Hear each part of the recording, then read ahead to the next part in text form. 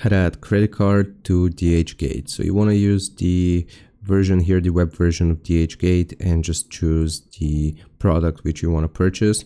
So let's just do this shirt here, or this combo.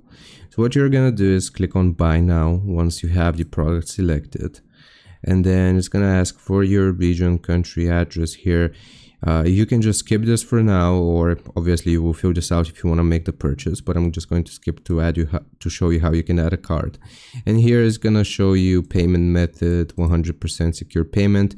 You will see pay with a new card. So you have Visa, MasterCard, American Express, Diners Club, Discover, and this one, which I'm not sure.